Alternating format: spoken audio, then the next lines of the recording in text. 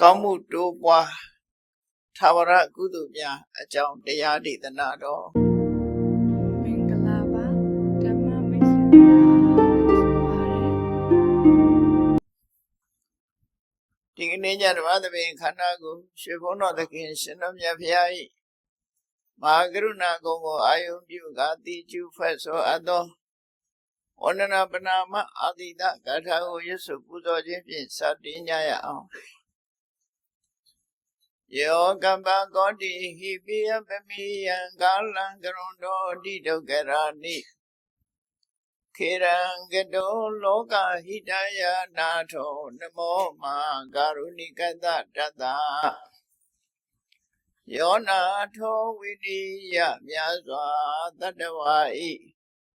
ချမ်းသာစီးပွားလိုလားတောင်းတဂုံပေါင်းခါသဖြင့်နာထမြညာခြင်းရှင်တော်မြတ်ဖရာသည်ကပ္ပကောတိဟိပိဂရေကဘာအရေးအတွက်သင်္ချာတို့ဖြင့်တော်လဲအဘေမိယံရည်အတွက်တိုင်းတာဖော်ပြခြင်းငါမစွမ်းနိုင်ပါသော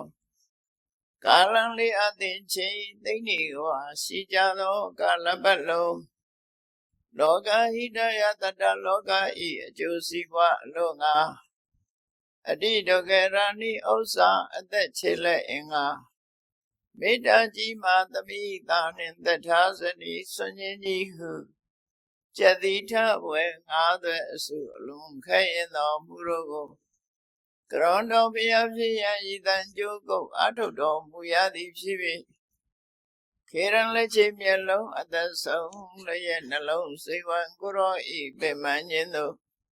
ကတောဘဝဒါနကျိန်ပများစွာရောက်တော်မူခဲ့ရာရှာလေပြီမဟာကရုဏိကတတတဝါများရင်ဝဲသားကဲ့သို့တနာချစ်ခင်မဟာကရုဏာရှင်ဖြစ်တော်မူသောတသနာထသဝိနည်းများစွာတတဝါဤချမ်းသာစီးပွားလိုလားတောင်းတဂုံပေါင်းခါသဖြင့်နာထပညာထိုရှင်တော်မြတ်ဖရာအားနမောယုတိပြောင်းပြော့မှန်ကိုလျော်၍ကရောယောကျိုးရှိခိုးခြင်းသည်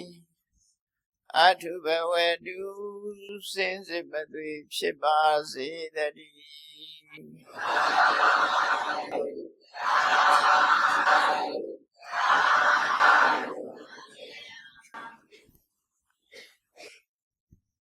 ကောင်းမှုတိုးပွားထာဝရကုသိုလ်များမြတ်ဝရကိုရောတိုင်းဟောကြားတော်မူခဲ့တဲ့ဝဏရောပသုတ်တံဆိုတာနိကေ9ရက်ထဲမှာသယုတ္တနိကေလို့ခေါ်တယ်နိကေကျမ်းထဲမှာမှတ်တမ်းတင်ထားတဲ့သုတ်တံတစ်ခုဖြစ်တယ်မြတ်စွာဘုရားညတိုင်းသကောင်းကြောပြီးဆိုလို့ရှိရင်နတ်ပြည်ကနတ်တိပြမတွေဟာမြတ်စွာဘုရားစီရောက်ရှိလာကြတယ်။ယင်းထဲကတိလို့တဲ့ဆန္ဒတွေနဲ့မိကွန်မေးကြတာဖြစ်တယ်။ဒီဘက်မှာဆိုရင်လူသားတွေအချိန်ပေးရတဲ့အတွက်ကြောင့်နတ်တွေဟာလူပြည်ကိုဆင်းလာနိုင်ခြင်းမရှိဘူး။လူသားတိတ်ဆိတ်လို့ညသကောင်ကြောပြီးဆိုရင်နတ်တွေဟာခွင့်ရရပြီးရုတ်တရက်မြတ်စွာဘုရားရှေ့မှာဘွားကနဲ့ပေါ်လာကြပြီသူတို့သိလို့တဲ့မိကွန်နေမေးကြတာဖြစ်တယ်နတ်တွေပဲဖြစ်ဖြစ်ပြမတွေပဲဖြစ်ဖြစ်လူကုန်လူလောကနဲ့ဆက်ဆက်ပြီးတော့နေကြသူတို့ဘဝတွေဘလို့ဆက်ဆက်တာတော့ဆိုလူဘဝမှာကုသိုလ်ကောင်းမှုလုပ်ကြတဲ့ပုဂ္ဂိုလ်တွေကနတ်ပြည်ရောက်ကြတာတရိစ္ဆာန်ကနတ်ပြည်ရောက်တယ်ဆိုတာမရှိဘူးတော့မဟုတ်ရှိအလွန်ရှားတယ်ပေါ့နော်အဲ့တော့နတ်ပြည်ရောက်သွားတဲ့ပုဂ္ဂိုလ်တွေဟာလူပြည်မှာအခြေခံပြီးတော့နတ်ပြည်ရောက်သွားကြတာဖြစ်တော့ကြောင့်လူဘုံနဲ့နတ်ဘုံမှာဆက်သက်မှုတွေကြီးမားတယ်လို့ပြောလူဘုံတော်ကကုသကောင်းမှုလုပ်ခဲ့တဲ့ပုဂ္ဂိုလ်တွေဟာနတ်ပြည်ပြမပြည်ရောက်တမန်ဒါနကောင်းမှုတို့သီလကောင်းမှုတို့လုပ်တဲ့ပုဂ္ဂိုလ်တွေဟာနတ်ပြည်မှာဖြစ်နိုင်ကြတယ် ဒါနသီလတဲ့ပိုလွန်ပြီးသမထကျင့်စဉ်ကိုအောင်မြင်မြင်ကျင့်လို့ဇန်တရားရသွားပြီဆိုရင်ပြမဘုံထီအောင်တက်လှမ်းသွားကြတယ်ဒါလည်းလူပြေကသွားတာပဲဖြစ်တယ်ဒါကြောင့်လူဘုံနတ်ဘုံပြမဘုံဆိုတာအကြောင်းအကျိုးအဖြစ်ဆက်ဆက်နေကြဥပမာမဲ့မြန်မာလူမျိုးတွေကနိုင်ငံခြားသွားပြီးလှုပ်လို့ကြတယ်ကိုယ်စာတိမြေဖြစ်တဲ့မြန်မာပြည်ကိုပြန်ပြီးတော့တတိယချမှာပဲပုဂ္ဂိုလ်ပဲဖြစ်မြန်မာပြည်ကိုအခြေခံပြီးတော့နိုင်ငံခြားမှာကြီးပွားနေတဲ့ပုဂ္ဂိုလ်တွေရှိသလိုနိုင်ငံခြားမှာအခြေခံပြီးတော့မြန်မာပြည်မှာကြီးပွားနေတဲ့ပုဂ္ဂိုလ်တွေလည်းရှိကိုယ်ရှင်ပြည်တဲ့ဘဝကိုယ်အခြေပြုခဲ့တဲ့ဘဝပြန်ပြီးဆက်သက်မှုဆိုတာထုံးတဲ့ဆင်လာတစ်ခုလိုပဲဖြစ်တယ်ပေါ့ဒါကြောင့်မို့နတ်တွေဟာဖျားပွင့်လာတဲ့အခါမှာသူတို့အတွက်ကောင်းကျိုးချမ်းသာရဖို့ဆိုလူတွေတဲ့ပိုအာရုံစိုက်တယ်လို့ပြောမှဖြစ်တယ်လူတွေကတော့ဒုက္ခဒုက္ခချမ်းသာလိုက်ဆင်းရဲလိုက်နဲ့လူဘဝဟာဆင်ပြေလိုက်မပြေလိုက်နဲ့ဘဝမှာဒီလိုနေကြတာအစင်တစိုက်အစင်ပြေနေတယ်ဆိုတော့မရှိကြဘူးပေါ့နတ်တွေကြတော့ဒီလိုမဟုတ်ဘူးသူတို့ကချမ်းသာဒုက္ခများတဲ့ပုံဖြစ်လာသည့်အတွက်ကြောင့်ကုသကံရဲ့အကျိုးတရားကိုသူတို့ပိုးပြီးတော့ခံစားကြတယ်နတ်တွေရဲ့ဘုံကိုနတ်လောက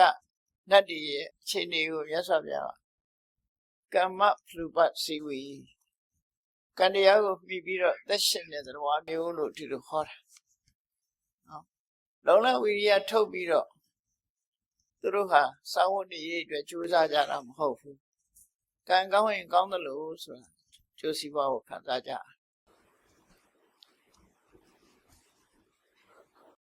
လူတွေကြတော့အဲ့လိုမဟုတ်ဘူးကံကြီးရုံးမဲ့ဖွဲ့လို့မရဘူးလူတွေကြတော့ကျိုးပန်းအထုံးမှုနဲ့ပေါင်းဆက်ရတယ်ကံကောင်းလို့ရတယ်ဆိုတာတော့မွေးတဲ့တထေးအိမ်ဖြစ်တဲ့ပုဂ္ဂိုလ်မျိုးတွေပေါ့နော်အဲ့လိုပုဂ္ဂိုလ်မျိုးကြတော့ကံကောင်းတယ်လို့ပြောအောင်သို့သောကိုယ်ကိုယ်ကြိုးစားအထောက်ခြင်းဖြင့်လူဘဝမှာချမ်းသာကြွယ်ဝသွားကြတဲ့ပုဂ္ဂိုလ်တွေရှိလူတွေရဲ့ပုံဘဝကိုမြတ်စွာဘုရားကဥဋ္ဌာဏလူပစီဝီဥဋ္ဌာဏဖလားဆိုတာဥဋ္ဌာဏဆိုတာလုံလဝိရိယတက်တက်ကြွကြွကြိုးစားအထောက်တဲ့ဖလားကအကျိုးတရားဥပဇီဝီကမိပြုပြီးတော့သက်ရှင်ရတယ်လူဘဝဆိုတာကြိုးစားမှရုန်းကန်မှထက်တန်းရောက်တယ်ဆိုတဲ့အဓိပ္ပာယ်ပေါ့နော်။အများစုဒီလိုခေါ်တာ။အဲ့တော့နတ်တွေကတော့ကံဤကျိုးပို့ပြီးတော့သိကြတယ်။ဒါကြောင့်မို့လူဘုံလောကကိုနတ်တွေကအမြဲတမ်းကဲခတ်နေကြတာ။တရားမင်းကြီးစီလူလောကရဲ့အခြေအနေတွေကိုဥပုပ်နေတိုင်းလို့စီရင်ခံစားတက်ကြတယ်ပေါ့သူတို့မှာ။နတ်တပင်စီဝေးရောက်တိုင်းလူပြေကလူတွေဟာကုသကောင်းမှုပြုကြရလားဆိုတာကိုမြဲတမ်းကဲခတ်တရင်ယူကြတယ်။ဘာကြောင့်တရင်ယူတာတော့လို့ဆိုလူပြေကလူတွေကုသကောင်းမှုပြုတဲ့လူတွေများမှနတ်ပြည်မှာစီကားတာဖြစ်တယ်။ကုသကောင်းမှုမပြုကြဘူးလူတွေကမေးလျော့ရော့ဒုစရိုက်တွေလွှမ်းမိုးနေပြီဆိုရင်နတ်ပြည်ကတဖြည်းဖြည်းခြောက်ကပ်သွားတယ်လို့နတ်ဥယျာရောပါပြီးဘယ်သွားစီးနေတော့ဆိုအပဲလေးပုံသွားစီးစဉ်းစားကြည့်မယ်ဆိုရင်လူတွေရဲ့လူဥယျာနတ်တို့ရဲ့နတ်ဥယျာပြမတို့ရဲ့ပြမဥယျာနဲ့တရိစ္ဆာန်ဥယျာစာတရိစ္ဆာန်ဥယျာပိုများတယ်အပဲလေးပုံကတရိစ္ဆာန်ဥယျာများဘာကြောင့်များတယ်လို့ပြောရမှာပြောနိုင်တော့လို့ဆိုရင်ကြည့်ပေါ့တရားတွေအကုန်လုံးမကြည့်နဲ့ဘူးလူတွေနေစဉ်နဲ့အမျှသိရှိနေကြတယ်ကိုယ်တိုင်တွေ့နေကြတယ်ငါးရကောင်ရဲ့ဝမ်းပိုက်ထဲမှာငါးဥတွေဘယ်လောက်ရှိဒါပဲစဉ်းစားကြည့်နော်ငါးရကောင်ရဲ့မွေးဖွားနှုန်းဟာသိန်းချီတန်းချီရှိလူတယောက်ရဲ့မွေးဖွားနှုန်းကဘယ်လောက်ရှိနည်းနည်းလေးပဲရှိနော်လူဖြစ်ဖို့ဆိုတာလွန်ခဲအဲ့တော့တိရစ္ဆာန်ဖြစ်ဖို့တွေကအလွန်များဥယျာမနှိုင်းဆနိုင်လောက်ရပြအဲ့ဒါကြောင့်မို့လို့ဒီလူဘဝလူတွေ ကောင်းစားမှဆိုကိုချင်းတရားရှိပြီးတော့ကိုချင်းသီလမြဲကြပြီဌာနကောင်းမှုတွေလုံးကြပြီဆိုလို့ရှိရင်လက်ပြနိုင်ရွာတွေမှာစီကားယုံမြမကဘူးပြောရမယ်ဆိုလို့ရှိရင်တိုင်းပြည်တစ်ပြည်ဟာစီးပွားရေးနှိမ့်ကျသွားပြီဆိုရင်လူတွေရဲ့အနေအထားတွေကလည်းဆုတ်ဆုတ်ချာချာဖြစ်လာလူတွေရဲ့ပုံပန်းသဏ္ဍာန်ကလည်းတောက်ပြောင်မရှိဘူးညှို့နွမ်းလာတဲ့အနေအထားမျိုးတွေရှိတယ်။ဗမာပြည်မှာပဲတစ်ချိန်တုန်းကတွေးကြမှာပေါ့။ဘုန်းကြီးတို့တော့သတိထားမိပါနော်။ဗမာပြည်စီးပွားတိုးတက်လာပြီဆိုတဲ့ကမြန်မာလူမျိုးတွေရဲ့မျက်နှာတွေကပို့ပြီးတော့ကြည်လင်းလာဝတ်တဲ့ဝတ်တွေတို့နေတာထိုင်တာတွေကပို့ပြီးတော့အဆင့်မြင့်လာတယ်။စီးပွားရေးတိုးတက်လာရင်ဒီတိုင်းပဲလေ။အိမ်တိမ်မှာလည်းကြည့်ပေါ့။စီးပွားရေးမကောင်းတဲ့အိမ်ဟာအာရမှုမရှိဘူးအမေနဲ့ဖဲမတဲဘူးသားသမီးတွေချင်းချင်းမတဲကြဘူးဆင်မပြေကြဘူးတို့စီးပွားတိုးတက်လာပြီဆိုရင်ပျော်ရွှင်နဲ့မိသားစုဘဝမှာသုံးနိုင်ဆွဲနိုင်ခုဗမာပြည်ရဲ့အခြေအနေကဒီလိုအနေထားမျိုးလို့ခွန်ကြီးတို့အကဲခတ်မိဘလို့ကြောင့်အကဲခတ်မိတာတော့ဆိုရင်ဥပမာလေးတစ်ခုပြောပြမယ် holiday ဆိုလို့ရှိရင်အထူးသဖြင့်ရန်ကုန်လူတွေကြည့်ရမှာပေါ့holiday long term holiday ဆိုရင်ရှောင်းလူတွေမြို့ပြင်ထွက်တာဟောဒီတိုးဂိတ်မှာသွားပြီးတော့ပိတ်နေတာတတိကြပါနော်တတိထားပေးကြပါအဲ့လိုသွားနိုင်လာနိုင်လဲနိုင်ပတ်နိုင်တယ်ဆိုတာစီးပွားတိုးတက်မှုရဲ့အရေးအယောင်ပဲလို့ပြောလို့ရတယ်ဟိုနိုင်ငံဒီနိုင်ငံသွားကြတယ်လဲကြတယ်ပတ်ကြတယ်ဆိုတာစီးပွားတိုးတက်မှလုပ်နိုင်အဲ့လိုမဟုတ်ဘူးစီးပွားရေးအဆင်မပြေဘူးဆိုရင်လူတွေကဟိုဒီသွားနိုင်ခြင်းလဲပတ်နိုင်ခြင်းမရှိကြဘူးတနေ့မှချောင်းကုတ်ပြီးတော့နေချဘလို့ပဲဖြစ်ဖြစ်အချိန်ခါတစ်ခုရလူလောကမှာဘယ်နိုင်ငံပဲဖြစ်ဖြစ်စီးပွားရေးတိုးတက်လာတဲ့အချိန်မှရှိလို့စီးပွားရေးနှိမ့်ကျသွားတဲ့အချိန်မှရှိ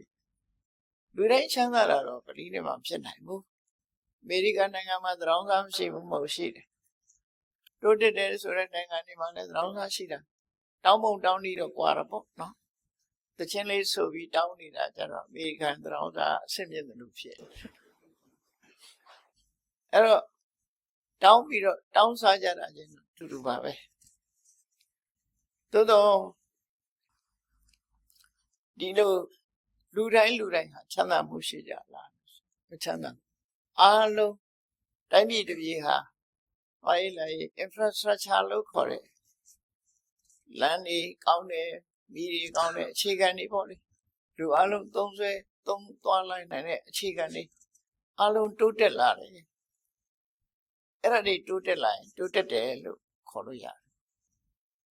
တော့တိုးတက်လာသည့်ခေတ်ကြီးထဲမှာမိသားစုတိုင်းစာဝတ်နေပြည်လဲလားဆိုပဲပြည်လဲမှာဒါကတော့အလုံးပြည်လဲဖို့ဆိုတာခက်ခဲတယ်လေလူတွေတယောက်နဲ့တယောက်ကြိုးစားမှုမတူကြအဲ့တော့လူ့ဘဝမှာတော့ကြိုးစားအထောက်မှုတွေဆင်ပြေးလာတဲ့အခါမှာជីវတိုးတက်လာမှုဆိုတဲ့အရေးအယောင်လေးတွေတွေ့လာနတ်ပြည်မှာကျတော့ဘလို့အရေးအယောင်ပေါ်လာလို့ဆိုရင်နတ်ပြည်ရဲ့တိုးတက်မှုကလူပြည်ပေါ်မှာအခြေခံနေတယ်မြတ်စွာဘုရားပွင့်လာတဲ့အခါမှာမြတ်စွာဘုရားရဲ့သာသနာတော်ကိုဘဝကိုပုံအပ်ပြီးဗုဒ္ဓတရဏံကိစ္ဆာမိဓမ္မတရဏံကိစ္ဆာမိဆိုပြီးတရဏဂုံဆောက်တည်ကြတဲ့ပုဂ္ဂိုလ်တွေဘုရားတရားကိုမြတ်နုံငါးပါးသီလကိုမြတ်နုံကျင့်ကြတယ်ဒါနကောင်းမှုတွေပြုကြအများပြားကြီးလှူတာမဟုတ်ပေမဲ့ဆွမ်းလေးတစ်စုံလှူတဲ့ပုဂ္ဂိုလ်လောင်းတဲ့ပုဂ္ဂိုလ်အစဒါနသီလလေးသာသနာတွင်မှာလုံးလိုက်ရတဲ့ဒါနသီလအကျိုးနဲ့နတ်ပြည်ရောက်တဲ့အခါကျတော့ဘုံမိမကြီးကတစ်လွင်နဲ့ဘုဒ္ဓစားတဲ့အဝတ်အစားတွေကတောက်ပြောင်းနဲ့ရုပ်ရည်ရူပကာယပို့ပြီးတော့လမ်းဆန်းနေတာဒါမျိုးကသာသနာ့ဘက်မှာနတ်ပြည်ရောက်နေတဲ့နတ်ကဘုံမိမလည်းဟောင်းနှုံအဝတ်အစားတွေကလည်းသိပြီးမတောက်ပြောင်းဘူးလှပမှုတွေဖြစ်ခုခေတ်ပါနဲ့တူလို့ဆိုလို့ရှိရင်မော်ဒန်အောက်သွားတယ်လို့နေမှာပေါ့နော်အဆောက်အဦတွေရှေးဟောင်းဆောက်ပြီးတွေနဲ့ဆိုမော်ဒန်အောက်နေတယ်လို့နေမှာအဝတ်စားတွေကလည်းရိုးပြီးတော့တောက်ပြောင်မရှိကြဘူးသာသနာတွင်မှာ နတ်ဖြစ်သွားတဲ့သာသနာတွင်မှာလူဖြစ်ပြီးဘုရားသာသနာတွင်မှာကုသိုလ်လုပ်သွားလို့နတ်ပြည်ရောက်သွားတဲ့ပုဂ္ဂိုလ်တွေကျတော့အလုံးကိုတောက်ပါတယ်တောက်ပြောင်ပြောင်နေဖြစ်လာကြအဲ့ဒါနဲ့ပတ်သက်ပြီးတော့မှတ်တမ်းတင်ထားတာရှိတယ်သုလရထတို့မဟာရထတို့ဆိုရယ်သာသနာတွင်ကနတ်ပြည်ရောက်သွားတဲ့နတ်တွေဟာတရားမင်းနဲ့ရှင်လိုက်ရင်တရားမင်းကနတ်တွေရဲ့အစိုးရတဲ့နတ်တို့ရဲ့ဘယင်ဖြစ်တော်လဲပဲသုလရထမဟာရထဆိုတဲ့နတ်သားတွေဟာသူတို့စီစဉ်ဥစ္စာခန်းခန်းနာနာပုံမိမ့်မနဲ့ထွက်လာပြီဆိုရင်တရားမင်းရဲ့အယောင်တွေတောင်မိန်သွားသလိုဖြစ်တယ်မြင်လိုက်ရင်သိတာလေမြင်လိုက်ရင်သိတယ်တရားကသာသနာ့ဘက်မှာကုသိုလ်ကောင်းမှုလုပ်လာတဲ့ပုဂ္ဂိုလ်ဖြစ်သည့်အတွက်ကြောင့်သူတို့ရဲ့တောက်ပြောင်မှုတစ်လွင်မှုတွေမရှင်းနိုင်အောင်ဖြစ်လာဒါကြောင့်မို့လူပြည်ဆင်းပြီးတော့ကုသိုလ်ကောင်းမှုတွေလုပ်တယ်ရှင်မကသဗ္ဗကိုလိန်လီလှည့်ပြားပြီးဆွန်လောင်းနေဆိုတာအဲ့ဒီဝတ္ထုသူရဲ့စိတ်ခံစားချက်ကအဲ့လိုဖြစ်သာသနာတွင်ကကုသိုလ်ရှင်တွေရဲ့ဒီတစ်လွင်တောက်ပမှုကိုသာသနာဘာကကုသိုလ်ပြုပြီးနတ်ဖြစ်တဲ့ပုဂ္ဂိုလ်တွေကမရှင်းနိုင်ကြဘူးမရှင်းနိုင်လို့လူပြည်ဆင်းပြီးတော့ကုသိုလ်ကောင်းမှုလုပ်ကြအဲ့ဒါရိုးရာလို့ဖြစ်လာဒါကြောင့်မို့နတ်တွေဟာကုသိုလ်ကောင်းမှုရဲ့အကျိုးကိုကောင်းကောင်းမွန်မွန်သိသည့်အတွက်ကြောင့်လူပြည်ဆင်းပြီးရသော်ဘုရားစီကဆုံးမစကားတွေကိုယူကြတယ်ဆုံးမစကားတွေယူပြီးသူတို့ကိုယ်တိုင်တော့တချို့ကိစ္စတွေလုပ်နိုင်ဆိုတာမရှိဘူးမလုပ်နိုင်လူပြည်လိုအခွင့်အရေးတွေမရှိဘူးဘယ်တော့မှနဲတဲ့ကုသိုလ်ပြုရမယ်အခွင့်အရေးတွေနဲ့အဲ့တော့လူတွေကတော့အခွင့်အရေးအမတန်မှကောင်းတယ်ဒါနလုံးမလားသီလစောင့်တည်မလားကမ္မဋ္ဌာန်းဘာဝနာပွားများအထောက်မလားလူတွေမှာတော့အခွင့်အရေးတွေလွန်ကောင်းတယ်တတိယလည်းလူတွေကအမတန်ကောင်းကြနတ်တွေကချမ်းသာလုံးအားကြီးတဲ့အခါတတိမိတ်တယ်တတိမိတ်တယ်ဆိုတာစဉ်းစားကြည့်တယ်လူတွေလည်းစတိတ်ရှိုးရောက်နေရင်အိမ်ပါဖြစ်နေတော့သိပါတတိရပါဘူးပြောနေတယ်ဆိုရင်လက်လေးတွေမြောက်ပြီးခုံပေါက်နေတဲ့အချိန်လေးမှာအိမ်မလွတ်လို့တတိယအဲ့ဒါလို့နတ်တွေကလည်းစတိတ်ရှိုးတဲ့ရောက်နေတယ်လို့ပဲသူတို့ဘဝဟာချမ်းသာလုံးအားကြီးသည့်အတွက်ကြောင့်ဒီကုသကောင်းမှုဘက်မှာမိတ္တရောလေးရှိကြသို့တော့သူတို့အသိဉာဏ်ထက်ကြမြတ်စွာဘုရားနင်းငယ်ဟောလိုက်လို့အသိဉာဏ်ထက်တဲ့ပုဂ္ဂိုလ်တွေကနားလည်မှုရှိသွားကြဒါကြောင့်အခွင့်အရေးရတဲ့ရတဲ့ကောင်းကြော်ပြီဆိုလို့ရှိရင်နတ်တွေမြတ်စွာဘုရားစီဆင်းလာပြီးမိကုန်းနေမေးချအခုဒီဝဏရောဘသုတ်တံဆိုတာလည်းပဲအဲ့ဒါလို့သူသိကျင်တဲ့မေးခွန်းတွေကလူဘဝနဲ့ဆက်ဆက်တဲ့မေးခွန်းတွေကြီးပဲနတ်ပဲမေးဒီဘက်ကိုဆက်ဆက်လူတွေနဲ့ဆက်ဘာကြောင့်ဆက်ကုသိုလ်ကောင်းမှုချင်းဆက်နေလို့မေးဝဏရောဘသုတ်တံမှာလည်းပဲညတကောင်းရောအချိန်နတ်သားတယောက်မြတ်စွာဘုရားစီရောက်လာပြီးတော့ဒီမေးခွန်းမေးတာကောင်းမှုတွေတိုးပွားတဲ့ထာဝရကုသိုလ်မျိုးတွေကဘာတွေလဲဆိုမေးတဲ့သဘောမျိုးပေါ့နော်အဲ့တော့သူမေးတဲ့မေးခွန်းလေးကိုတည်တည်ချာချာနားထောင်ကြည့်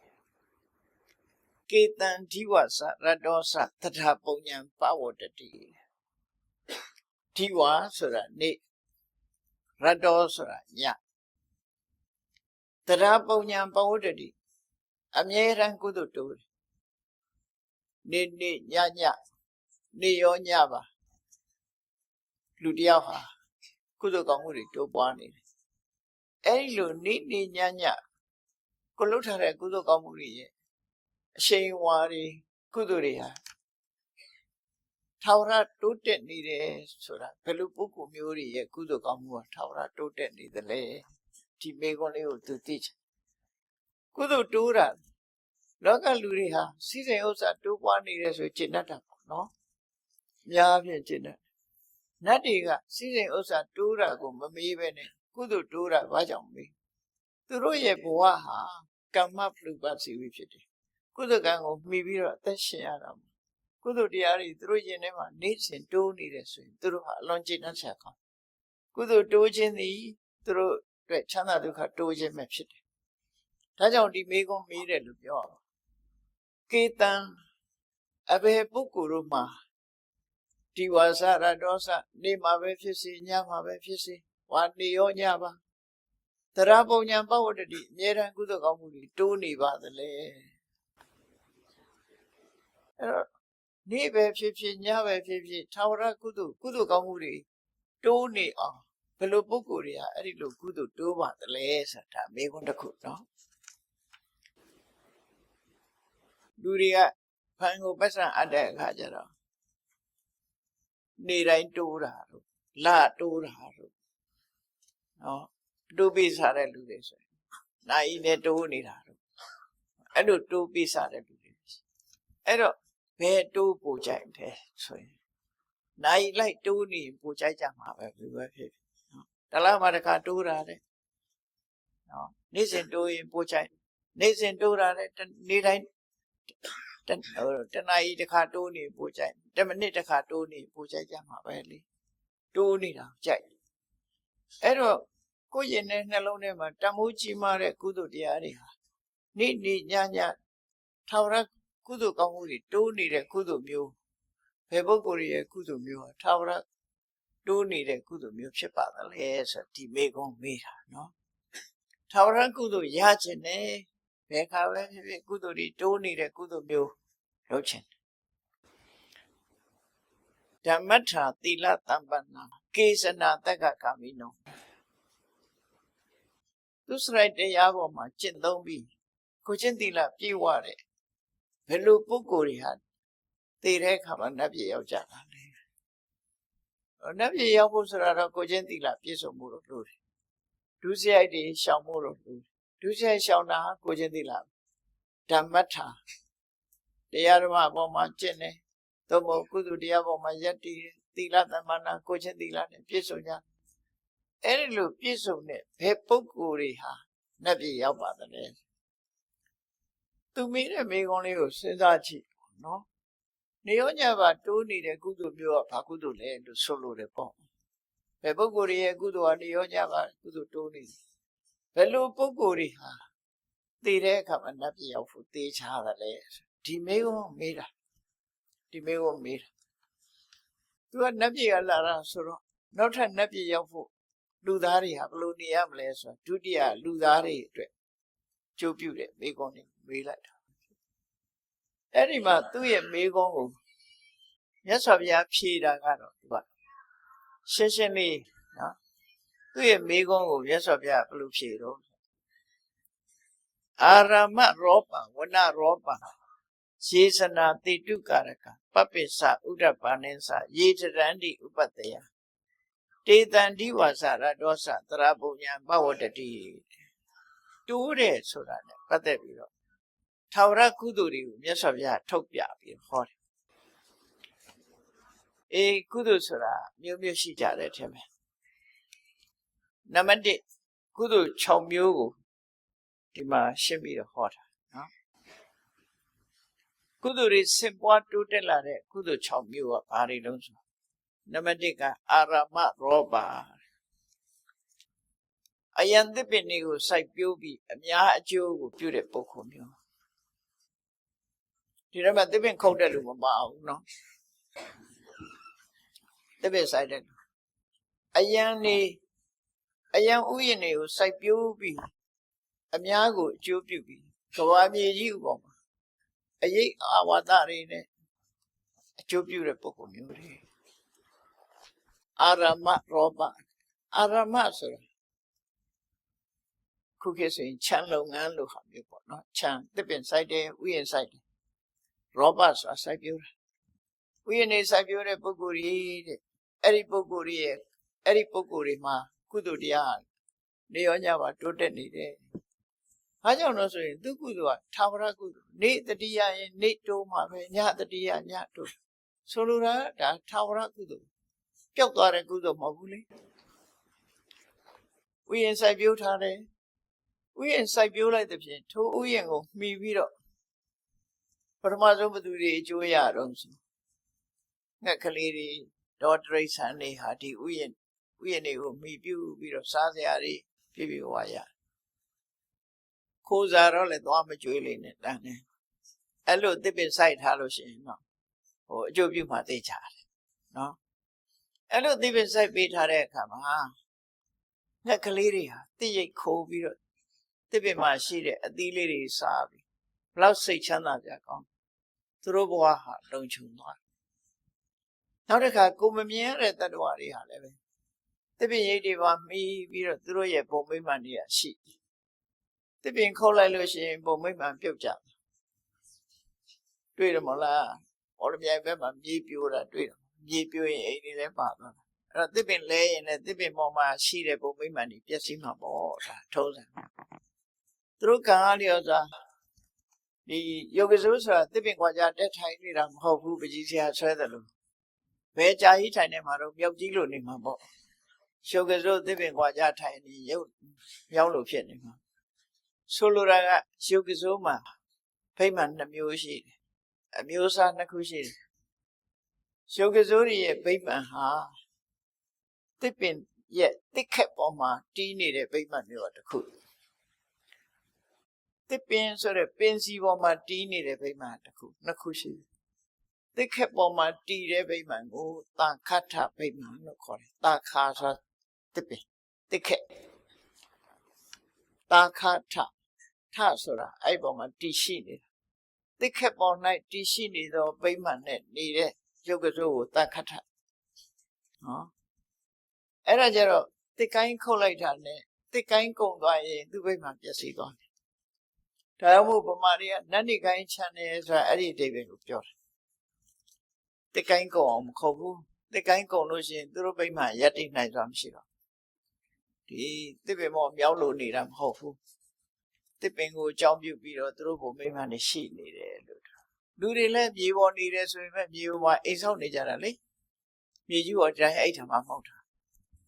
နတ်တွေလည်းပဲတစ်ပင်နဲ့ပတ်သက်ပြီးအဲ့လိုနေတယ်လို့ရုက္ခထဗိမာန်ဆိုတာကြတော့တစ်ပင်ကြီးလဲလိုက်လို့သင်္ကုတ်တူရှိနေသေးတော့သူ့ဘုံမိမမပြတ်သေးဘူးဒါရုက္ခထတစ်ပင်ရှိနေသည်ဗျအမြစ်ပါတူပြစ်မှသူ့သိဘုံမိမပြတ်တယ်ဒါမို့ယောဂဇောက2မျိုးနော်တစ်ခက်တွေကောင်းခုတ်ရင်ယောဂဇောကစိတ်ဆိုးတယ်သူ့ဘုံမိမနေပြည့်စည်တယ်တချို့ယောဂဇောကစိတ်မဆိုးဘူးဘာကြောင့်လဲဆိုရင်တစ်ပင်ရှိနေသေးရင်သူနေလို့ရနေသေးတယ်သင်္ကုတ်တူရှိနေလို့ရနေသေးတယ်သူ့ဘိမှမပြတ်ဘူးအဲ့တော့ကိုမမြင်ရမယ့်တရားတွေဟာလည်းပဲအခုလိုအရာဥယျာဉ်စိုက်ပျိုးပြီးတော့ထားခြင်းအပြင်တရားတွေပေါ်မှာအများကြီးကျိုးပြုသွားတယ်ဒါကြောင့်ဒီထာဝရကုသိုလ်မျိုးဟာနေတတိယရဲ့နေညတတိယရဲ့ညကုသိုလ်တွေတိုးတယ်အိပ်ပျော်နေရင်လည်းကုသိုလ်တိုးသလားလို့တော့ဒီလိုတော့မဟုတ်ဘူးအိပ်ပျော်နေရင်တော့ပဲကုသိုလ်ရမယ်ဆိုလိုတာကနေတတိယရင်နေကုသိုလ်ရမယ်ညတတိယရင်ညကိုတိုးမယ်နော်လူကခေါ်နေပြီးကုသိုလ်တွေတိုးနေတာတော့မဖြစ်ဘူးအဲ့တော့လူကအိပ်ပျော်နေပြီးတိုးတာတော့အတိုးပါပဲပတ်စံအတိုးတိုးလူအိပ်နေလဲတိုးမှာပဲအဲ့ဒါသူများဆရာပတ်စံချီးထားရင်တော့အဲ့ဒါအတိုးကတက်နေမှာနော်လူအိပ်နေလဲအတိုးကတော့မအိပ်ဘူးလို့ပြောကြတယ်လေဒါကြောင့်အဲ့လိုမျိုးကတော့တိုးတယ်ကုသိုလ်ကတော့မတိုးဘူးအိပ်နေလို့ကတော့ကုသိုလ်မတိုးဘူးတောင်တွေးမြောက်တွေတွေးနေလဲကုသိုလ်မတိုးကုသိုလ်တိုးတာဘယ်ချိန်တိုးတာတော့တတိယရင်ဝမ်းသာရင်ကုသိုလ်တိုးတယ်အဲ့တော့ခဏခဏတတိယကိုလောက်တာဒီလိုဆိုလို့နော်အဓိပ္ပာယ်အဲ့ဒါလိုအဓိပ္ပာယ်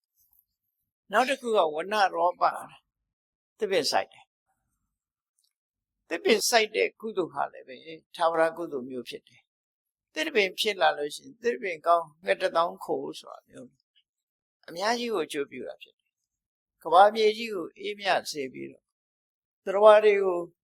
အာဟာရနဲ့ပံ့ပိုးထောက်ပံ့ပေးရရောက်တယ်ပေါ့တစ်ပင်ကိုမှီပြီးတော့စားတော့ကြတဲ့တရားတွေအများကြီးဟာ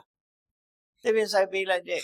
ပုဂ္ဂိုလ်ရဲ့ထောက်ပံ့မှုကြောင့်သူဟာရှင်သန်နိုင်သွားကြတယ်ပေါ့ဒါကြောင့်မို့တစ်ပင်ဆိုင်ပြိုးခြင်းကုသိုလ်ကိုဝဏရောပလို့သူတို့ခေါ်တယ်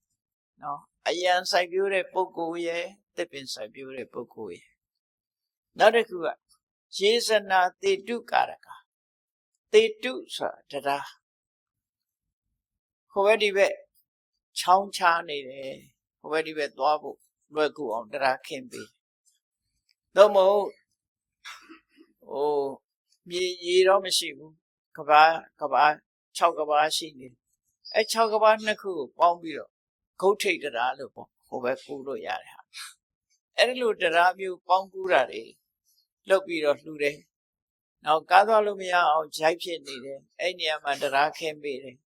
ဆိုလိုတာကတော့ဟိုဘက်ဒီဘက်ဒီသွားလို့လာလို့ကုသန်းလို့လွယ်ကူအောင်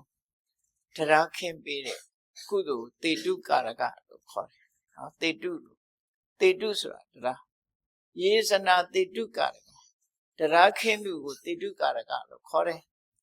သူ့ရဲ့ကုသိုလ်ကတရားခင်းပေးတဲ့ကုသိုလ်ပေါ့တရားခင်းပေးတဲ့လူတွေဟာဒီဟိုဘက်နဲ့ဒီဘက်ဆက်သွယ်ရေးကိုချမ်းသာလွယ်ကူစွာသွားနိုင်အောင်စီမံပေးတာဖြစ်သောကြောင့်အလွယ်တကူဟိုဘက်ဒီဘက်သွားနိုင်ကြသည့်အတွက်ကြောင့်သူ့အတွက်ကလည်းပဲဒီတရားဟာအများကိုအကျိုးပြုတဲ့အရာဖြစ်သည့်အတွက်ကြောင့်တွေးမိတိုင်းဝမ်းသာစရာဖြစ်တယ်ဝမ်းသာတိုင်းဒီကုသိုလ်ဟာလည်းပဲတိုးနေတဲ့ကုသိုလ်မျိုးဖြစ်တယ်ဥယျာဉ်စိုက်ပျိုးတဲ့ကုသိုလ်သစ်ပင်စိုက်ပျိုးတဲ့ကုသိုလ်တရားခင်းပေးတဲ့ကုသိုလ်နော်သုံးမျိုးနောက်တစ်ခုကဘာလို့ဆိုပပင်စဥဒ္ဒပါနင်းစရေတရန်တိဥပတ္တယပပင်စဆိုမြန်မာလူမျိုးတွေရဲ့ယဉ်ကျေးမှုကဘာလို့ဆိုရေဦးစင်တဲခုခေတ်တော့ရေဦးစင်ယဉ်ကျေးမှုကပြောင်းနေတယ်တော်တော်များများပြောင်းသွားပြီတော်ရဒီမှာတော့ရှိရေဦးစင်ယဉ်ကျေးမှုနော်ရေဦးစင်ယဉ်ကျေးမှုခုခေတ်တော့ရေဦးစင်တဲတာနည်းနည်းရှားလိုက်ပေါ့လေရေဦးစင်ယဉ်ကျေးမှုကုသတတ်တဲ့ယောဂဝိဒနာတွေပေါ်တော့လေရေဦးစင်သူတောက်ကိုတောက်ဆိုခက်တယ်ဒါပေမဲ့တစ်ခါတော့လေးတွေနဲ့လှုပ်ပြီးရင်တော့လည်းအဆင်ပြေပါတယ်သို့မဟုတ်ပါးစပ်နဲ့မတည်ဘဲနဲ့မောပြီးတော့ရေစက်ချတောက်တဲ့နည်းလည်းရှိပါတယ်နော်ဆိုလိုတာခီးသွားလာတဲ့ပုဂ္ဂိုလ်တွေရေဆံငမ်းမွတ်နေတဲ့နေရာမျိုးတွေမှာသွားလာတဲ့ပုဂ္ဂိုလ်တွေပန်းပြေဖို့တောက်ရည်ကိုတီထားပေးချက်ကုသိုလ်ဟာလည်းပဲသွားလာတဲ့လူတွေကိုပန်းပြေပြီးတော့ဆင်ပြေစေတဲ့ကုသိုလ်မျိုးဖြစ်သည့်အတွက်ကြောင့်အများကိုအကျိုးပြုတဲ့ပရဟိတလုပ်ငန်းတစ်ခုဖြစ်လို့စိတ်ချမ်းသာစရာကောင်းတဲ့ကုသိုလ်ပဲဘယ်သူရဲ့လို့သတ်မှတ်တာမဟုတ်ဘူးဒီလမ်းကျောကသွားတဲ့ပုဂ္ဂိုလ်တွေမှတည်းဗျဆာလောင်မိုးသိမ့်လို့ရှင်ရေလေးတောက်ပြီးအားလေးပြေးတဲ့အခါခီးဆက်နိုင်ကြတယ်ပေါ့နော်မြန်မာလူမျိုးတွေရဲ့ရေဦးစင်ကုသိုလ်မျိုးဟာလည်းပဲထာဝရကုသိုလ်လို့သူခေါ်တယ်နော်ထာဝရကုသိုလ်ခုခေတ်တော့ခင်ပြီးတော့ရေသမှုလေးတွေထားလို့လည်းရတယ်ပိုက်နဲ့ထားလို့လည်းရတယ်ပိုက်ကလည်းပဲဖွင့်ပြီးတော့တောက်ရတဲ့ပိုက်မျိုးလည်းရှိတယ်အိန္ဒိယနိုင်ငံမှာတော့ဘယ်လိုထားတော့ဆိုပိုက်ခေါင်းတွေကသူကအပေါ်အစွတ်ကလေးနဲ့ထားတာအဲ့ဒီအစွတ်ကလေးကိုမတင်လိုက်မှရေရထွက်တာလှဲ့တဲ့ဟာမဟုတ်ဘူးသူကပိုက်ခေါင်းမှာအစွတ်ကလေးပါအဲ့ဒါလေးကိုမလိုက်လို့ရှိရင်ရေထွက်သွားအဲ့ကြတော့သူကနွားတွေတောင်တောက်တတ်တယ်နှုတ်သီးနဲ့ထိုးမလိုက်တာအဲ့ဒါပါဇက်တဲ့ရေရောက်သွားမပြေကရေကောင်းတော့တောက်လို့ရမှာမဟုတ်သွားနဲ့ကြိုက်ပြီးတော့လှဲ့မှရမှာဟုတ်ဒီဟာကိုကတော့မတင်လိုက်တာနဲ့ရေရထွက်လာမြောက်ကလည်းတောက်တတ်တယ်နွားကလည်းတောက်တတ်တယ်အဲ့ဒီရေဦးစင်မျိုးအဲ့ဒါလိုရေဦးစင်လှုပ်ပြီးတော့လှူဒန်းထားတဲ့ကုသိုလ်ဟာလည်းပဲထာဝရကုသိုလ်ဖြစ်သည့်အတွက်ကြောင့်လူတို့အကျိုးပြုတဲ့ကုသိုလ်တတိယတိုင်းကုသိုလ်ကောင်းမှုတွေတိုးတက်နေတယ်နောက်တစ်ခုကတော့ဥဒ္ဓပါဏရေတွေတူလောင်ထားတဲ့တွင်းရေတွင်းရေကန်ပဲဖြစ်ဖြစ်ရေတွင်းပဲဖြစ်ဖြစ်ရေရှားတဲ့အရာဒေသတွေမှာအဝီစီတွင်းတူးလှူတာပဲဖြစ်ဖြစ်ရိုးရိုးရေတွင်းတူးတာပဲဖြစ်ဖြစ်သို့မဟုတ်ရေကန်ဆောက်လှူတာပဲဖြစ်ဖြစ်အဲ့လိုရေဆိုတာလူတွေအတွက်များစွာအကျိုးပြုမွတ်သိမှုကိုကာဝယ်ပေးတယ်ရှင်ထဲကအပူတွေကိုအေးမြစေတယ်ခန္ဓာကိုယ်တန့်ပြန့်သွားစေတယ်ဘလောက်ပဲပင်မမျက်နှာလေးသိလျက်လန်းသွားတယ်ရေရဲ့အကျိုးတွေနဲ့တန့်ရှင်းသွားတယ်လန်းဆန်းသွားတယ်အဲ့ဒီအကျိုးတွေကိုမျှော်ကိုးပြီးတော့ကုသိုလ်ကောင်းမှုလုပ်ပြီးလူတန်းထားတဲ့ပုဂ္ဂိုလ်တွေရဲ့ကုသိုလ်ဟာလည်းပဲထာဝရကုသိုလ်မျိုးဖြစ်တယ်တဲ့ထာဝရကုသိုလ်မျိုးတွေအဲ့လိုအလုံး၅မျိုးရှိသွား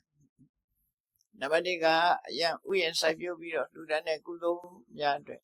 သစ်ပင်စိုက်ပျိုးပြီးတော့လူတန်းတဲ့ကုသိုလ်တရားခင်းပြီးတော့လူတန်းတဲ့ကုသိုလ်ရေအိုးစင်လူတန်းတဲ့ကုသိုလ်ရေတွင်းရေကန်လူတဲ့ကုသိုလ်နောက်ဆုံးတစ်ခုကတော့ပါ မြန်မာလူမျိုးတွေရဲ့ယဉ်ကျေးမှုတွေနဲ့သက်ဆိုင်ဒီတရားတော်ကိုနာရလို့မြန်မာလူမျိုးတွေလောက်တာဖြစ်လာတယ်နောက်ဆုံးဟာယေတတန္တိဥပတ္တယခီးသွားလာတဲ့နေရာမျိုးတွေမှာဥပတ္တယဆိုတာအဆောက်အဦပေါ့နော်ယေတရန္တိဥပတ္တယအဆောက်အဦဆောက်လှူတယ်ဆိုဆောက်အဦဆောက်လှူတယ်ဆိုတဲ့နေရာမှာ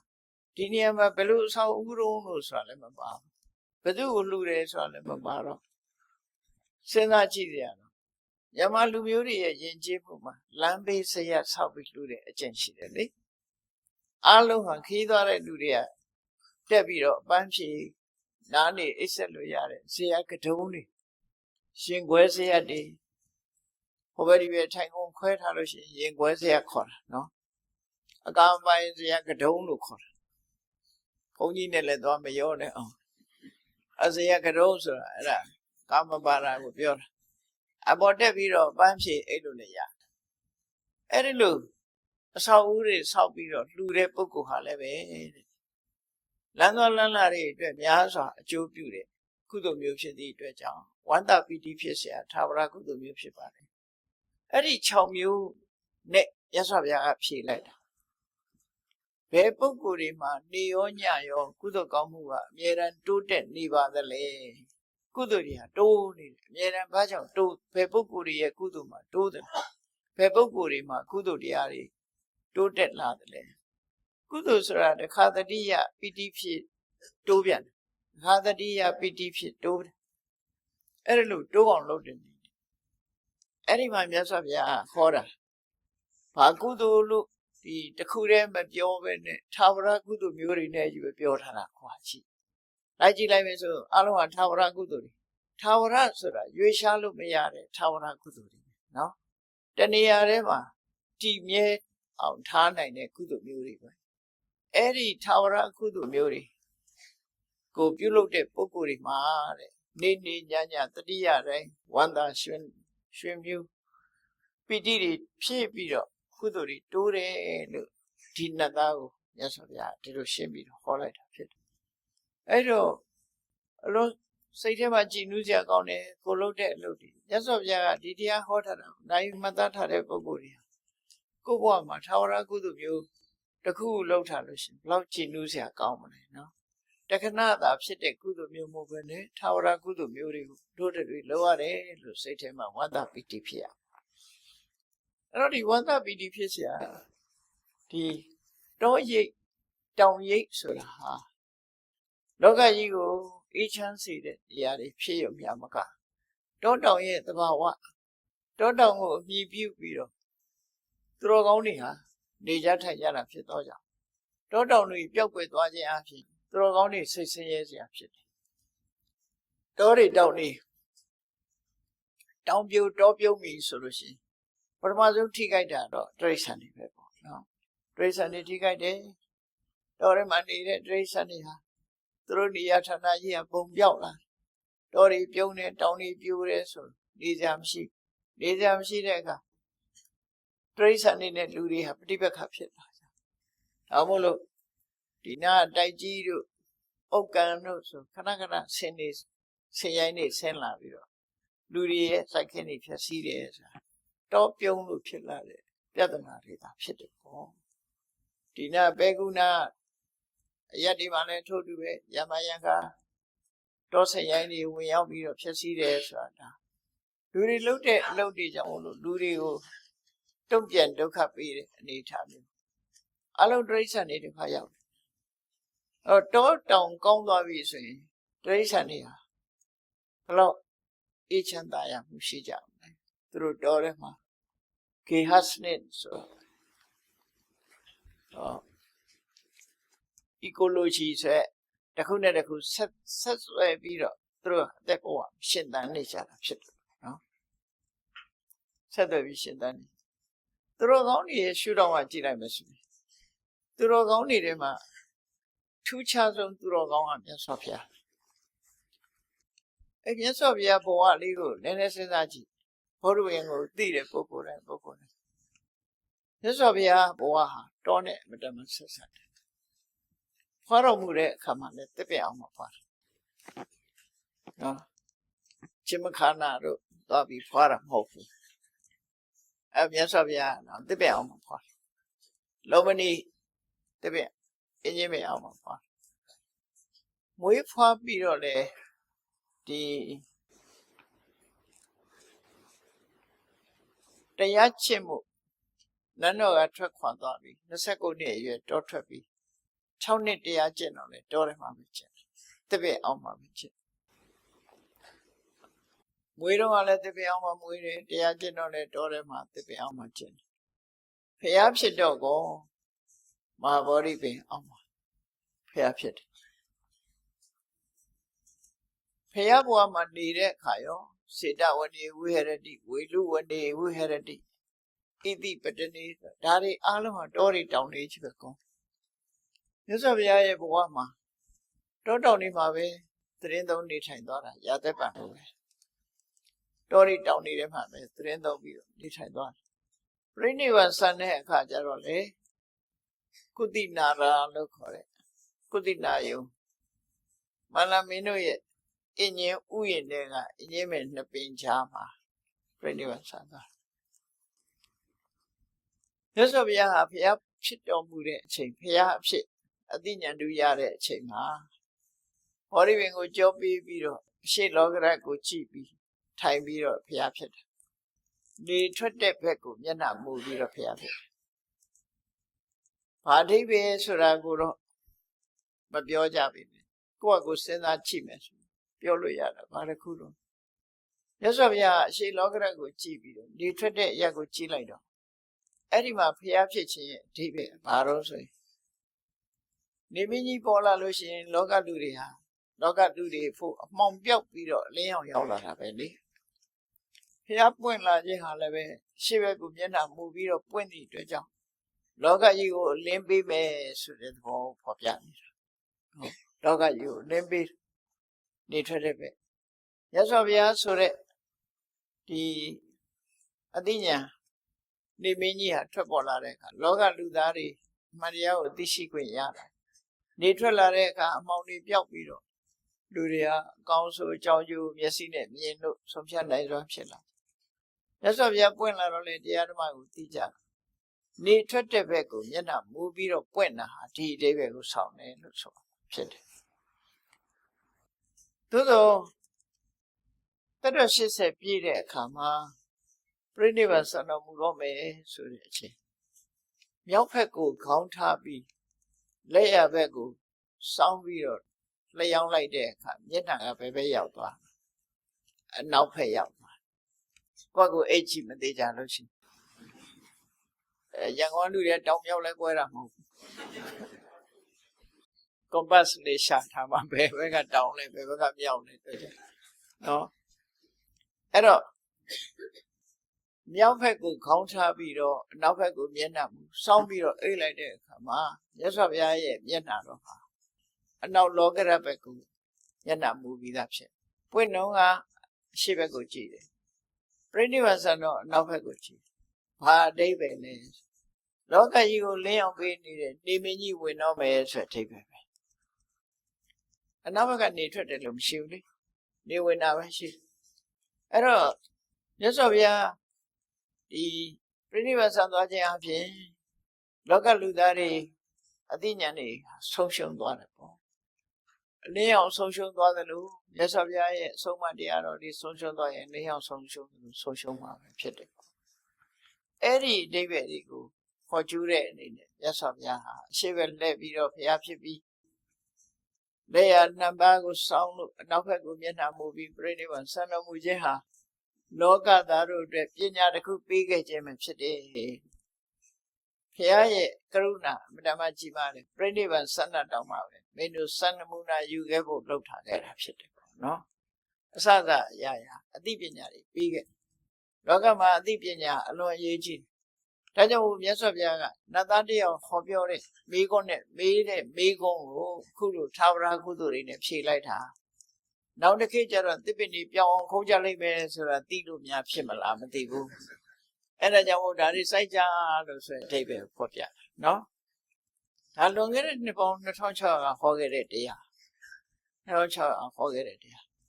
ဒါအခုတော့လူတွေဟာတက်တက်ကြွကြွဒီကုသိုလ်ကိုအရာယူနေကြတော့ဝန်သားဆရာပေါ့နော် ကမ္ဘာလောကကြီးကိုသစ်ပင်ဖြင့်အေးမြအောင်ဆောင်ရွက်နေကြပြီအာရမရောပါအယံသစ်ပင်တွေဥယျာဉ်တွေစိုက်ပျိုးတယ်ဝဏရောပါသစ်ပင်တွေစိုက်ပျိုးတယ်တောတွေစိုက်ပျိုးတယ်တေတုကာရကသွာလာခက်တဲ့နေရာတွေမှာတရားခင်းပေးတယ်ပပရှေးဥစဉ်ရင်ကျေးမှုဥဒ္ဒပါဏရေရွေးရေကန်လူရန်ရတယ်ရေတရန်ဒီဥပတယံလူတွေနားခုတ်ဖို့ရအဆောက်အဦတွေဇေယျတွေဆောက်လုပ်လူရန်ရတယ်ဆိုရင်ဒီကုသိုလ်မျိုးတွေဟာသာဝရကုသိုလ်မျိုးတွေဖြစ်သည့်အတွက်ကြောင့်မြတ်စွာဘုရားကဒီနတ်သားရဲ့အမေကိုဒီကုသိုလ်မျိုးတွေနဲ့ဖြည့်ခဲ့တာဟာမြန်မာလူမျိုးတွေရဲ့ယဉ်ကျေးမှုနဲ့တကယ်ကိုရှေးကမြန်မာလူမျိုးတွေဟာဒီသုတ်တန်ကိုကြားနာပြီးတဲ့အခါမှာဒီကုသိုလ်မျိုးတွေယူခဲ့ကြတယ်လို့ပဲဒီလိုယူဆရှေးလူကြီးတွေကစိုက်ကြတယ်သစ်ပင်တွေနော်အများကြီးစိုက်ကြတယ်သစ်ပင်နောက်လူတွေကသာမစိုက်တာရှေးကလူကြီးတွေသစ်ပင်တွေအများကြီးစိုက်ခဲ့ကြတယ်အခုလေသစ်ပင်စိုက်တဲ့အဖွဲ့သစ်ပင်တွေစိုက်ပျိုးလာကြတယ်ဒါကောင်းတဲ့အလုပ်တစ်ခုပြန်ပြီးရှင်သန်လာခြင်းဖြစ်တယ်နော်ရသော်ဗျာဟောတဲ့အတိုင်းပဲသာဝရကုသိုလ်တွေကိုပြုလို့သည့်အတွက်ကြောင့်သာဝရအစဉ်အမြဲကုသိုလ်တရားတွေဟာယင်ထဲမှာတိုးတက်များပြားလာမှာဖြစ်တယ်လို့သိကြပါပြီးတဲ့အခါဒုတိယမေကုံးကိုရသော်ဗျာဖြေတဲ့အခါကျဘလို့ဖြေတော့ဓမ္မထာသီလတမ္ပန္နာတေဇနာတက္ကခမိနောဒီပြပုဂ္ဂိုလ်တွေကိုမရည်ညွှန်းဘူးခုနပြောတဲ့ကိုချင်းတရားသို့မဟုတ်သစ်ပင်စိုက်ပျိုးတဲ့ကုသိုလ်တွေပေါ်မှာယက်တည်တယ်ကိုချင်းသီလနဲ့ပြည့်စုံတယ်အရေးကြီးဆုံးကတော့ကိုချင်းသီလကတော့အဓိကထားလူတွေမှာကိုချင်းသီလပြည့်စုံမှကောင်းကျိုးချမ်းသာတွေရ။ဘာကြောင့်လို့ဆိုတော့သီလရဲ့အဓိပ္ပာယ်ကသူကသမာဒါနကောင်းစွာထားခြင်းနဲ့ဥပဒါရဏကောင်းတဲ့အရေးချင်းတွေကိုထိမ့်သိမ့်ပေးခြင်းဆိုသီလရှိမှကုသိုလ်တရားတွေကတည်တတ်နိုင်တယ်ဆိုတော့သီလမရှိဘဲနဲ့ဇန်တရားအထုတ်လည်းမရဘူးဝိပဿနာတရားအထုတ်လည်းမရဘူးသီလရှိရမှာဖြစ်တယ်နော်သီလရှိမှဇန်တရားတွေကုသိုလ်တရားတွေဆိုတာယက်တည်နိုင်တယ်ပေါ့ဒါကြောင့်မို့မြန်မာနိုင်ငံမှာဆိုရင်ဒါနကုသိုလ်ဘွယ်တွေလုပ်တဲ့အခါမှာအလှူဒန်းလုပ်တဲ့အခါမှာရှေးဥစွာတရဏဂုံသီလကိုစောင့်တည်ကြတယ်ဒါဟာသီလကိုခံယူလိုက်ခြင်းဖြင့်သီလေပဋိဋ္ဌိတတ္တဒါနမဟာဗလတ္တသီလပေါ်မှာယက်တည်ပြီးတော့လုပ်တဲ့ဒါနကပို့ပြီးတော့အကျိုးကြီးတယ်ဆိုတဲ့အဆိုအမိတ်တိုင်းဆောင်ရွက်ခြင်းဖြစ်တယ်တခါဘုန်းကြီးတွေကပရိရွတ်တယ်ဆိုတာမေတ္တာတုပြုထားဖြစ်သောကြောင့်ဘုန်းကြီးတွေဘက်ကမေတ္တာပွားတယ်တရားတော်မှလှူတဲ့ပစ္စည်းကိုမေတ္တာပွားပြီးမှခံယူလို့ရှိရင်တရားတော်မှရဲ့အလှူဟာပို့ပြီးတော့ကြီးမားတယ်ဒီအဆိုအမိတ်တိုင်းဘုန်းကြီးတွေပရိရွတ်တာနော်ပရိရွတ်ခြင်းကတန်ဃာတွေဘက်ကပြင်ဆင်ခြင်းသီလခံယူခြင်းကတရားတော်မှတွေကုသိုလ်ရှင်တွေဘက်ကပြင်ဆင်ခြင်းလို့ပြင်ဆင်မှုနှစ်ခုလုံးမှဒီကုသိုလ်ကောင်းမှုဟာပြေဝပို့ပြီးတော့စင်စင်ကြယ်ရတယ်ပေါ့ဒါကြောင့်ဒီမှာမြတ်စွာဘုရားထည့်ပေးတာဓမ္မထာကုသိုလ်ကောင်းမှုတရားတွေပေါ်မှာယက်တည်တဲ့ပုဂ္ဂိုလ်သီလတမ္ပန္နာကိုချင်းသီလနဲ့ပြည့်စုံတဲ့ပုဂ္ဂိုလ်အဲ့ဒီကိုချင်းသီလနဲ့ပြည့်စုံပြီးတရားပေါ်မှာယက်တည်နိုင်တဲ့ပုဂ္ဂိုလ်တွေဟာ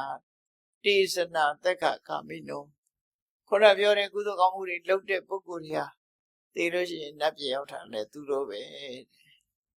နောက်ဘဝမှာနတ်ပြည်ရောက်တဲ့ကဒီဘဝစိုက်ထားတဲ့သစ်ပင်တွေမျိုးဟာဟိုမှာလာပြီးတော့ရှင်သန်နေမှာပဲဖြစ်တယ်နော်ကိုလှုပ်တာကိုရတယ်ဆိုတဲ့အဓိပ္ပာယ်ဒီအဓိပ္ပာယ်ပဲကိုလှုပ်သွားတဲ့ကုသိုလ်ကောင်းမှုနဲ့အလားတူတစ်ခုကံကြမ္မာရဲ့ဒီပုံရိပ်တွေအဲ့ဒီသဘောကိုဆောင်းတယ်ဥရဏထေကထာမှာရေးထားတဲ့စကားလေးတစ်ခုရှိတယ်လူတယောက်ဟာတဲ့မကောင်းတဲ့စိတ်နဲ့တစ်ဖက်သားကိုဒုက္ခရောက်အောင်လုပ်လိုက်တယ်ဒုက္ခရောက်လိုက်လို့ဒုက္ခကိုတစ်ဖက်သားခံစားရတယ်အဲ့ဒီခံစားရတဲ့ဒုက္ခမျိုးသူစီရောက်လာတယ်တုံ့ပြန်ပြီးရောက်လာဒါမကောင်းတဲ့ဘက်ကပြောကောင်းတဲ့ဘက်ကလည်းပဲထို့တူပဲလူတယောက်ဟာစိတ်ကောင်းစေတနာကောင်းရှိပြီးလူတဦးတယောက်ကိုချမ်းသာအောင်လုပ်ပေးလိုက်လို့ဟိုတယောက်ဟာချမ်းသာအဲ့ဒီချမ်းသာဒုက္ခမျိုးသူစီရောက်တယ်လို့သူတို့ဆိုဒါကံကြမ္မာရဲ့သဘောက အဲ့တော့ကံတရားကဒီမြတ်စွာဘုရားဟောပုံကကံတရားဆိုတာစိတ်ထဲကတွေးလို့ရှိရင်မနောကံဖြစ်တယ်နော်မနောကံဆိုတဲ့ဟာတွေကစိတ်နဲ့ဖြစ်တဲ့မနောကံတွေကတော့မကောင်းတဲ့ဘက်က3ခုကောင်းတဲ့ဘက်က3ခုအဘိဇ္ဇာပြဘာရမိစ္ဆာဒိဋ္ဌိဆိုမနောကံအနဘိဇ္ဇာအပြဘာရသမ္မာဒိဋ္ဌိဆိုတဲ့မနောကံအဲ့ဒီစိတ်ထဲကကြံစည်ုံနဲ့ကံအရာမြောက်သွားတယ်တခြားအရာတွေလည်းပဲကံအရာမြောက်တာစိတ်ထဲကဖြစ်တဲ့ကံအရာတွေမြောက်နှုတ်ကထုတ်ပြောတဲ့အခါဝစီကံကိုယ်ဒီလက်ရောက်လုပ်တဲ့အခါကျတော့ကာယကံလို့ဆိုပြီးတော့ကံတရားတွေလူတွေဟာဘဝရလာတဲ့အချိန်ကောင်းတာလည်းလုပ်တယ်ဆိုးတာလည်းလုပ်တယ်ကောင်းဆိုးနှမျိုးလုံးလုပ်ကြအဲ့တော့လုပ်တယ်ဆိုတဲ့နေရာမှာစိတ်နဲ့လုပ်ရင်မနောကနှုတ်နဲ့ပြောရင်ဝစီကံကိုယ်ဒီလက်ရောက်လုပ်ရင်ကာယကံလို့ကာယကံဝစီကံမနောကံဆိုတာအတိုင်းပဲဒီကာယကံဝစီကံမနောကံတွေလုတ်ပြီးသွားလို့ရှိရင်ပြီးသွားတာနဲ့ပျောက်သွားလာလို့ဆိုမပျောက်ဘူးနော်ကိုယ့်ရင်ထဲမှာဖြစ်သွားတဲ့အရာတစ်ခုကမပျောက်အောင်ဘယ်သူကမှတ်တမ်းတင်ထားတာရင်ထဲမှာ CCTV တပ်ပေးထား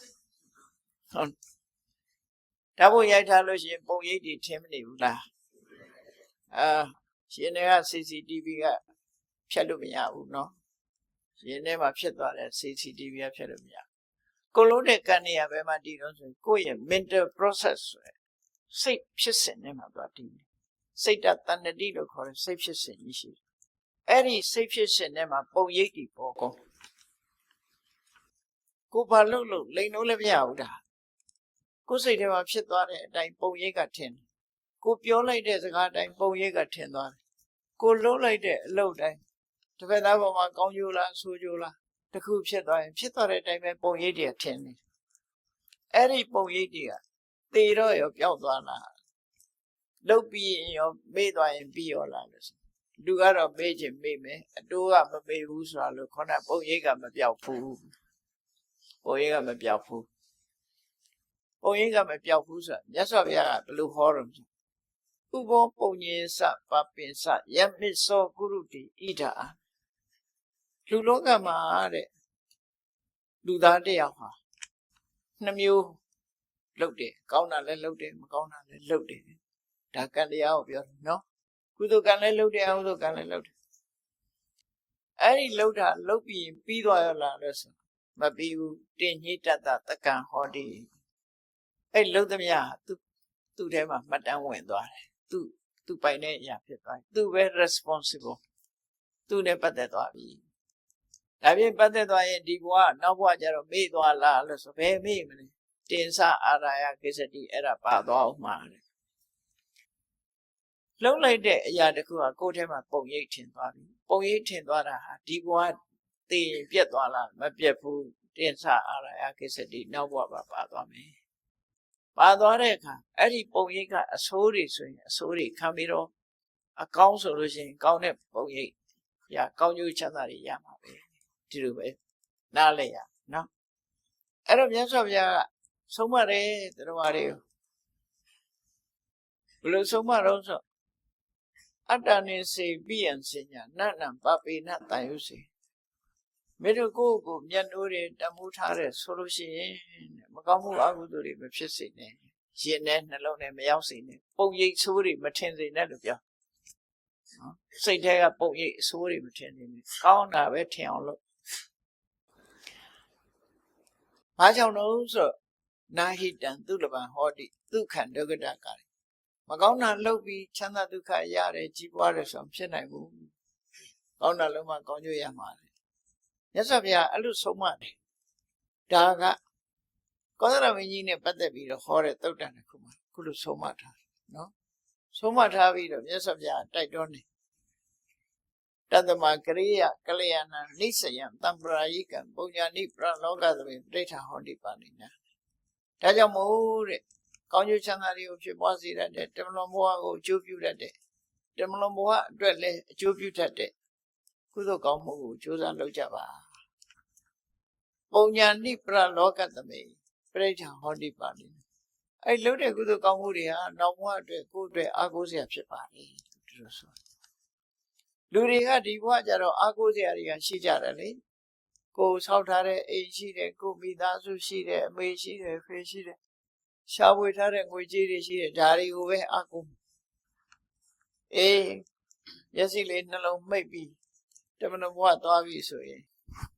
ရှိတဲ့ငွေရလည်းပဲကိုနဲ့အတူရှိမှာမဟုတ်ဘူးနော်ကိုအမေဖေကိုမိသားစုကလည်းကိုနဲ့အတူလိုက်မှာမဟုတ်ဘူးအားလုံးကကိုတယောက်တည်းပဲသွားကိုတယောက်တည်းသွားအဲ့တော့ဟာအကူရမှာတော့ခုပြောတဲ့ကိုလုပ်တဲ့ကုသိုလ်ကောင်းမှုမှာကိုအတွက်အကူစရာပဲဒါကြောင့်မို့ကုသိုလ်ကောင်းမှုလုပ်တိုင်းကိုစိတ်လေးကိုအစဉ်တတိယပြီးတော့ကုသိုလ်တရားတိုးပွားအောင်အမြဲတမ်းတတိထားပြီးတော့ကုသိုလ်တွေပွားနေအောင်ဝတ္တပီတိဖြစ်ပြီးအပြန်နေ့စဉ်နဲ့အမျှတတိယအောင်ကြိုးစားအထောက်ကြအောင်ဖြစ်တယ်အဲ့ဒါဝဏရောဘတုတ်ကပေးတဲ့အသိပညာပဲဖြစ်တယ်မြတ်စွာဘုရားကိုယ်တိုင်ဟောခဲ့တဲ့ဒီသုတ်တံမှာဒီကုသိုလ်မျိုးတွေကိုသာဝရကုသိုလ်မျိုးတွေကိုလုပ်လို့ရှိရင်နေ့လဲညရောတတိရတဲ့အခါတိုင်းမှာကုသိုလ်တွေအမြဲတမ်းတိုးတယ်ဆိုတိုးတယ်လို့ပြောထားရတဲ့ကိုဟာကိုလှုပ်ထားတဲ့ခါပဲဖြစ်အောင်တော့ကုသိုလ်တွေအချိန်ချင်းလုပ်တယ်လို့တိုးလာမှာပဲတိုးပွားလာတယ်လို့ဆိုဒေသန္တိဝါစဒေသံတေသနာတက်ခခမိနောဆိုတဲ့အဲ့ဒီကုသိုလ်ကောင်းမှုလုပ်ထားတဲ့ပုဂ္ဂိုလ်တွေဟာနတ်ပြည်ရောက်တဲ့ပုဂ္ဂိုလ်တွေဖြစ်တယ်တက်ခဆိုတာတက်ခရဲ့အဓိပ္ပာယ်ကနတ်ပြည်လို့ပြန်လို့သူ့ရဲ့အဓိပ္ပာယ်ကဘာတော့သူ့အကောင်းနေနဲ့ကြီးပဲတွေ့တယ်ဘဝမျိုးမျက်စိကမြင်ရတာလည်းအကောင်းနားကနားထောင်ရတာလည်းအကောင်းနှာခေါင်းကနမ်းရှူလို့ရတာလျှာကရတာခံလို့ရတာခန္ဓာကိုယ်ကထိတွေ့ရတာစိတ်ကူးရတာအားလုံးကအကောင်းစိတ်ချမ်းသာစရာတွေကြီးနဲ့တွေ့တဲ့ပုံကိုတက်ခလို့ခေါ်တယ်နော်ကောင်းတာတွေနဲ့ကြီးပဲတွေ့ရတဲ့အနေအထားမျိုးဒီကုသိုလ်ကောင်းမှုကပေးတာဖြစ်ပါတယ်ဒါကြောင့်သာဝရကုသိုလ်6မျိုးကြိုးစားအထောက်ခြင်းအပြင်မြတ်စွာဘုရားဟောတဲ့အတိုင်းကုသိုလ်တရားတွေနေ့စဉ်နဲ့အမျှတိုးတက်ပြီးနောက်ဆုံးဒါအ ਨੇ ဆုံးပြောတာနိဗ္ဗာန်ကိုရည်စူးဥတည်ပြီးတော့လုပ်ရင်နိဗ္ဗာန်ထီအောင်အကျိုးပြုမှာပဲဖြစ်တယ်မဟုတ်ရင်ပုံမှန်အားဖြင့်တော့နတ်ပြည်ရောက်ကြောင်းကုသိုလ်ကောင်းမှုတစ်ခုဖြစ်တယ်လို့ဒီလိုမှတ်သားကြကောင်းမှုတိုးပွားသာဝရကုသိုလ်များအကြောင်းမှတ်သားနိုင်ယူကြပြီးသည့်အားလျော်စွာသူတော်စင်ပြိဿအပေါင်းတို့ကုသိုလ်တရားဖြစ်ပွားအောင်တို့တွေကြိုးစားအားထုတ်ရမှာဖြစ်တယ်လို့တတိထားကကြိုးစားအားထုတ်နိုင်ကြပါစေကုန်သတည်း